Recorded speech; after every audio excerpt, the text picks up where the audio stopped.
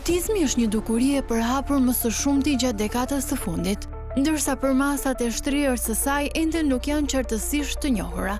Statistikat mbi personat me çrregullime të spektrit autik janë vazhdimisht të paplota, sepse për shkak të diskriminimit social, prindërit dhe të afërmit nuk kanë raportuar këtë çrregullim tek fëmijët e tyre. Zonat më të ndriçuara me informacion deri sot mbi personat me çrregullimin e spektrit autik janë Tirana dhe Vau i Dejës, ndërsa informacioni është më së pjesshëm për territoret e tjera të vendit. Shteti shqiptar në lidhje me këtë kategori personash ka hartuar një legjislacion të posaçëm, i cili është në përputhje me standardet e Bashkimit Evropian, por si shumë ligje të tjera, mbetet për të parë zbatimi i plotë i tij. Megjithatë, problemet me integrimin e tyre në komunitet vazhdojnë të mbeten sfidë për familjarët dhe për të gjithë shoqërinë.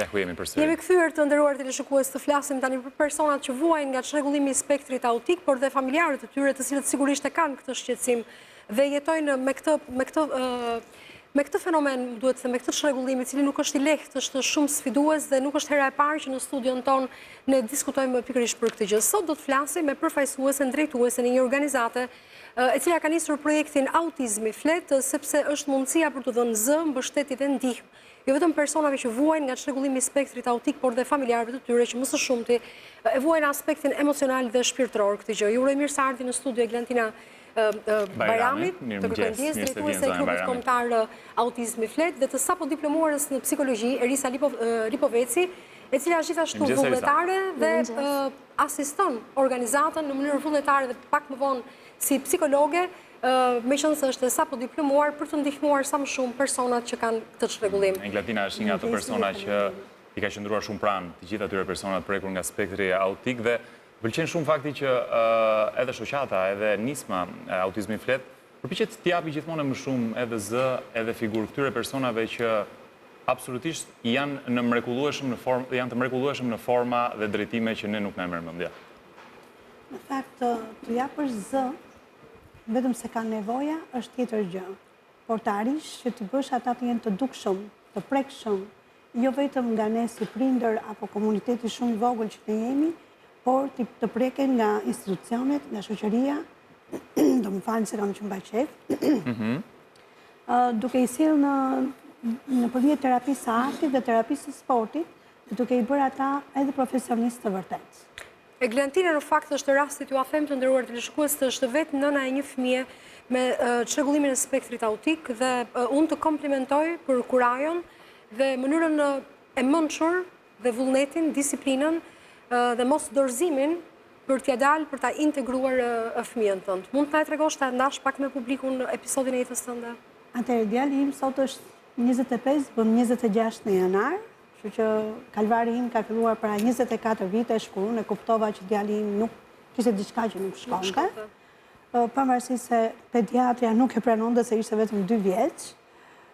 Gjithsesi, në moshën 4 vjeç e gjysmë u diagnostikua që kishte spektrin e autizmit, edhe infantil, që ishte një nga aspektet e rënduar sipas mjekëve, sepse unë nuk jam specialiste dhe duhet ta theksoj fort që unë jam prind, por nuk jam specialiste dhe flas në statusin e prindit. Pastaj specialistët kanë gjithë këndvështrimet e tyre. Por ka qenë shumë e vështirë kur e mora vesh se çfarë ishte, se nuk e kisha dëgjuar më një. Ishte për herë të parë. Sigurisht flasim për 2 dekada më parë, sot informacioni është 2004. Po, është 2 dekada më parë. Ishte shumë e vështirë dhe vetë specialistët nuk ishin fort të bindur se çfarë ishte dhe si mund të punoje me ata fëmijë. Edhe shpjegimin kërcëteje pastaj.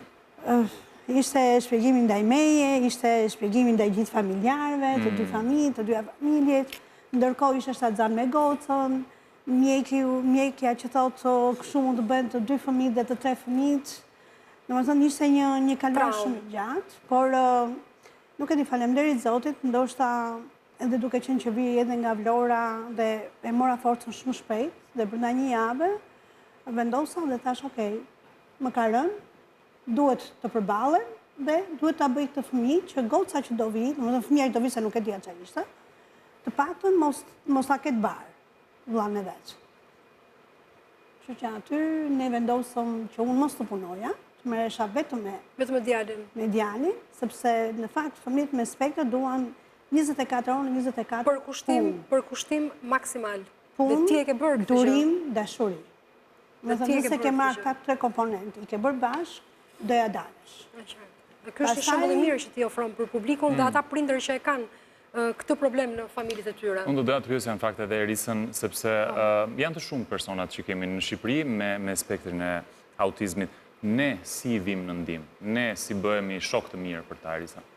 Po, në fakt është shumë e rëndësishme që si sillet komuniteti me këta fëmijë dhe prindërit po ashtu dhe sa i pranon shoqëria, sa pjesa më e rëndësishme është gjithëpërfshirja. Në momentin që ka një aktivitet në shkolla, për shembull, në momentin që ka një aktivitet në njësitë administrative ose në qendrat komunitare, këta fëmijë dhe adoleshentët po ashtu dhe të rriturit duhet të përfshihen se këta secili e ka një talent brenda vetes. Në momentin që ne ja shfaqim dhe pranojmë ashtu siç është dhe bëjmë pjesë tonën, atëherë ta marrim sikur nuk ka problem fare.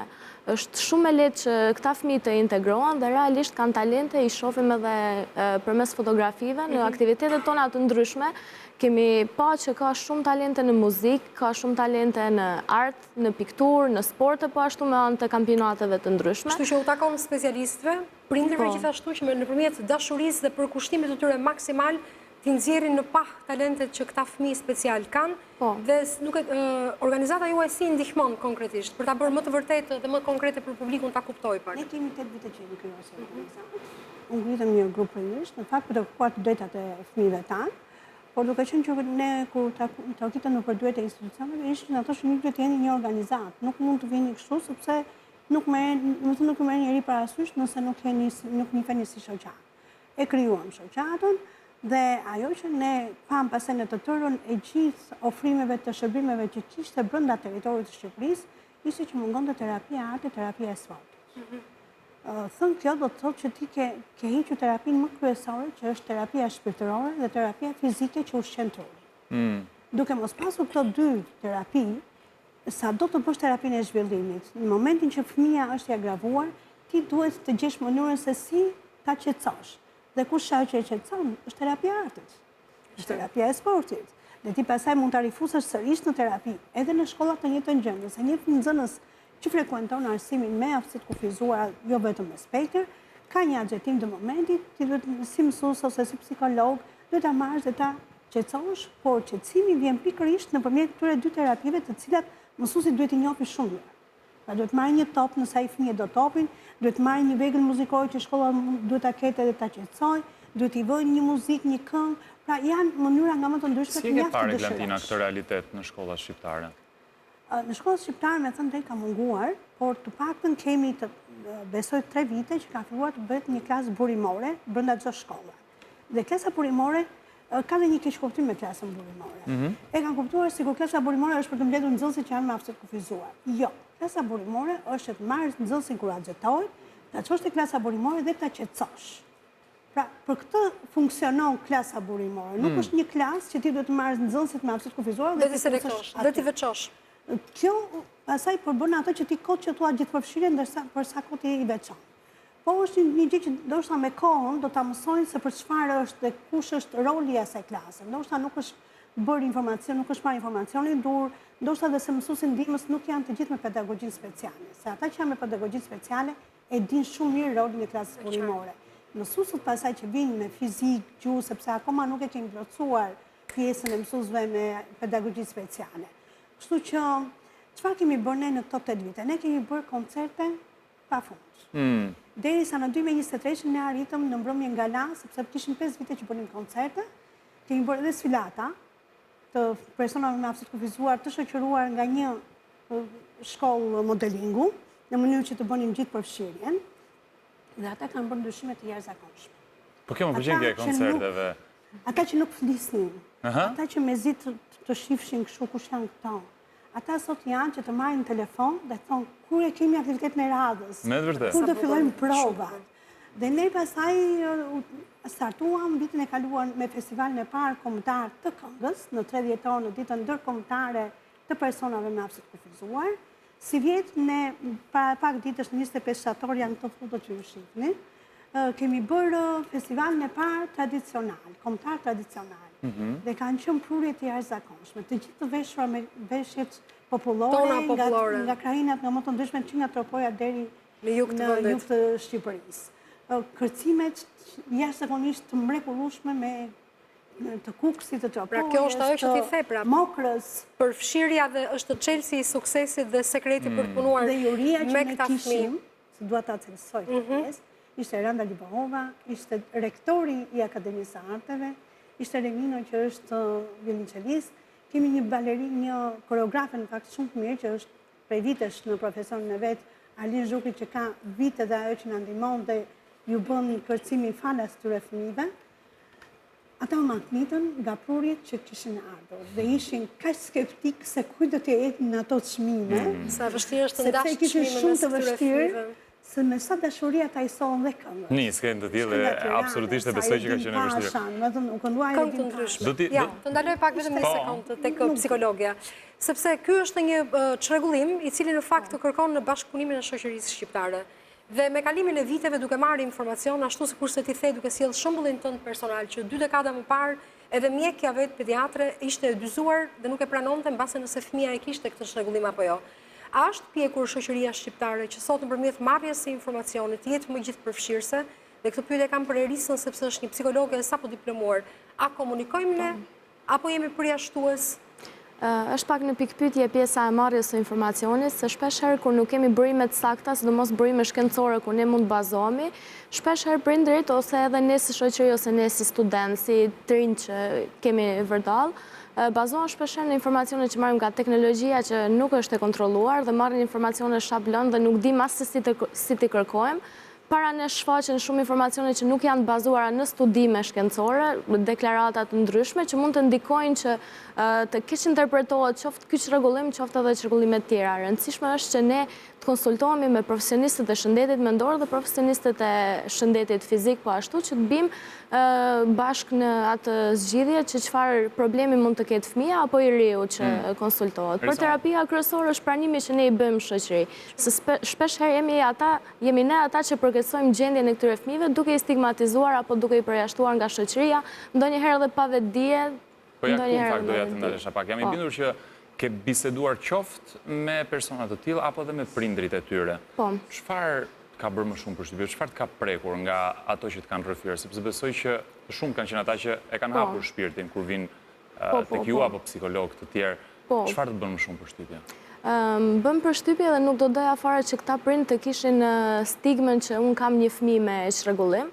Se të kesh një fëmijë të tillë është mrekulli për mendimin tim, është një dhuratë shtesë që ti e ke në familjen tënde, sepse ai fëmijë të vjen me plot talente, të vjen me plot mirësi dhe me dashuri të sinqertë që ta jep. Dhe nuk është e nevojshme që një prind përballet me paragjykimet e shoqërisë ose me shikime të ndryshme që ne i bëjmë njëri tjetrit kur e shohim në kafe ose në parkun e lojrave. Kjo është gjëja që më prek më shumë që ende si shoqëri nuk jemi aq të gatshëm që t'i pranojmë në shoqëri. Po, edhe pse kemi filluar, në fakt jemi në hapa të mirë që fëmijët integrohen dhe kanë vende ku trajtohen, ka qendra komunitare, ka organizata si kjo e jona që realisht gjejnë mbështetje, gjejnë njëri tjetrin dhe janë në për aktivitetet të ndryshme dhe gjithë përfshien, po prapë duhet një luftë shumë e madhe me shoqërinë dhe duhet një trekëndë shumë i mirë me sistemit arsimor, sistemit të shëndetit mendor dhe prindërve po ashtu, se pak të trekëndësh nuk funksionon ndryshe. Po ja të pyes Eglantinën sepse e kemi konkrete dhe ajo e ka të dy fisht, jo vetëm ka organizatën që ndihmon fëmijët dhe prindrit që e kanë këtë problem në familjet e tyre, por është edhe vetë subjekti një episodi të tillë në jetën e saj. Çfarë do t'i kërkonte sot një nën e një fëmije që ka këtë çrregullim të spektrit autik institucioneve shtetërore? E para që do t'i kërkonte është që do të vlerësojnë rolin e nënës. Pse do ta vlerësojnë rolin e nënës? Sepse ne kemi shumë probleme me familjet që kanë të spektër të pranishëm me familje ku fatkeqësisht babai nuk e pranon. Nuk e pranon edhe në momentin që nëna arrin në shtëpi me fëmijën, kur vjen nga puna, babai thotë s'ke bërë asgjë. Ndërkohë që ajo nënë është sfilitur edhe të bëj punët, edhe të gatuaj, po edhe të merret me fëmijën e vet.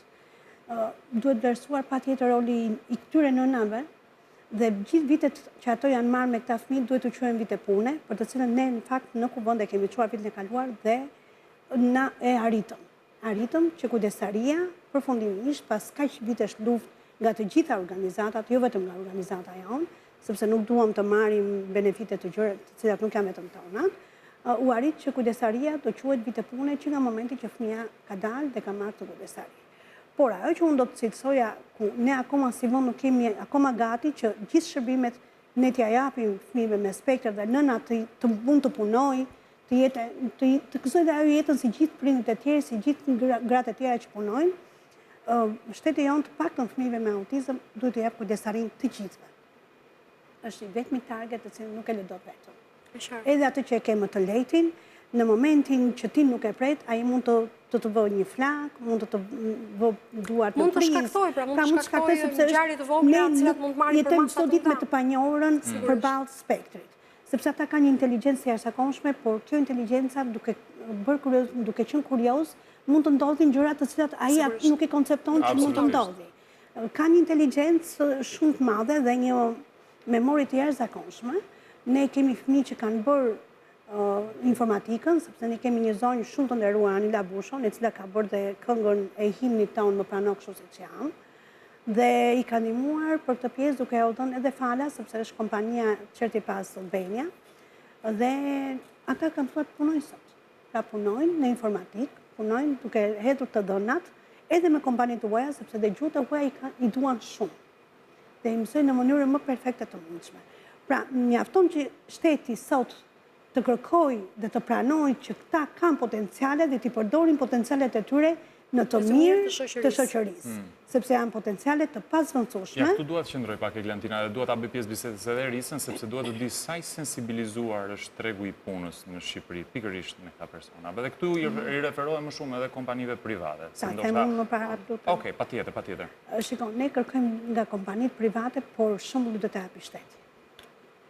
Dhe për sa kohë shteti akoma nuk ka krijuar, nuk ka plotësuar përqindjen e punësimit të personave me aftësi të kufizuar brenda administratës së vet, normalisht që një biznes të nesër kur ti të shkosh thotë ti më vjen më troket mua në derë, ndërkohë që ty shteti s'e ka pranuar. Pastaj kemi individ biznesmen shumë të mirë që e pranojnë, patjetër që i kanë pjesë të punë të kompanive të tyre, të sipërmarrjeve të tyre, por është individuale. Pra, nuk është që vjen sepse i ka detyrim ligjor, sikundër është ligji. Por ai gjen vakumin dhe thotë, shteti se ka plotësuar, mos ma kërko mua. Qartë, Erisa, ke vënë re dhe ti diçka tjetër? Po, patjetër. Unë e vënë re që në bankat e shkollës, domethënë që shpesh herë veçohen, që është gjë shumë e keqe, se ndikon në përjashtimin social pastaj që edhe shton problematike në vetvete, pastaj në bankat e universiteteve, që shpesh herë ka stigme edhe nga profesorët, po edhe nga studentët. Edhe nga profesorët? Po, patjetër, se fëmijët tanë duke pas shumë talente ose inteligjencë, si që tha dhe Egla të jashtëzakonshme, janë në banka bashkë me neve në për universitete, në universitetin tim, në universitetin e arteve, po ashtu, dhe shpesher përballen me stigmën qofte notat që ju jepen, apo qofte aktivitetet që ata duhet marrin pjesë, dhe të mënyra se si komunikojnë pedagogët me ata, që shoh shumë problematike të them drejtën, për fat keq, se ne presim që shkojmë me një vatër edukimi dhe arsimi, dhe ndërkohë gjejmë një vatër që të përjashton direkt në mënyrë sociale, që është shumë e dëmshme, por që prap jam vazhdoj t'jep optimiste që do bëjmë hapat mirë në vitet në vazhdim, duke pas parasysh luftën në thonjza që bëjnë prindrit